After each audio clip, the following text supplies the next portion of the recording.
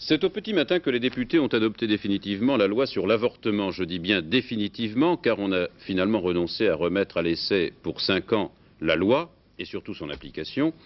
Et cela en dépit des avertissements solennels de Michel Debré, par exemple, qui, le premier jour du débat, regrettait la banalisation de l'avortement. Maintenant, la loi est votée, il lui reste encore à être confirmée par le Sénat. Mais de toute façon, à l'évidence, la loi ne réglera pas les problèmes de conscience de chacun devant une décision aussi grave.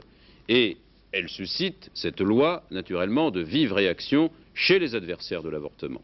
On voit d'ailleurs qu'en leur âme et conscience, les députés de la majorité ont été très partagés. La loi a été adoptée par 271 voix contre 201.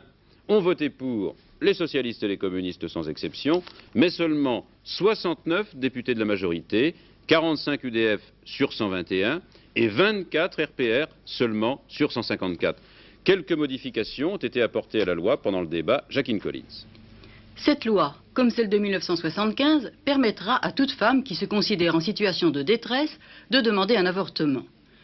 Celui-ci devra être pratiqué par un médecin et en milieu hospitalier, public ou privé.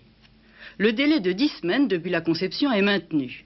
La femme devra se soumettre à 2 entretiens séparés de 7 jours destinés à l'informer sur les conséquences de son acte et observer 2 jours supplémentaires de réflexion entre le 2e entretien et l'avortement. Un dossier guide lui sera remis contenant la liste des organismes susceptibles de l'aider. Le directeur du centre d'interruption de grossesse devra se faire remettre et garder pendant au moins 6 mois les attestations justifiant qu'elle a satisfait à ses consultations.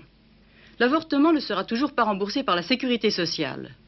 Les mineurs célibataires devront encore avoir l'autorisation de leurs parents, mais elles donneront leur consentement en dehors de la présence de ceux-ci. Les médecins gardent la liberté de refuser de faire des avortements, mais ils devront, dans ce cas, indiquer à la femme l'adresse d'un centre qui pratique les interruptions de grossesse. Des commissions d'aide à la maternité seront installées dans toutes les grandes villes auprès des centres médico-sociaux et des bureaux d'aide sociale. Les sanctions frappant les médecins qui pratiquent les avortements illégaux sont sérieusement aggravées. Enfin, une délégation parlementaire sera constituée dans chaque assemblée pour informer le Sénat et l'Assemblée de la politique et des problèmes de la natalité. En résumé, ce qui change vraiment est que ces dispositions sont à présent définitives. Du moins, le seront-elles lorsqu'elles auront été adoptées par le Sénat, qui doit les examiner à son tour très prochainement.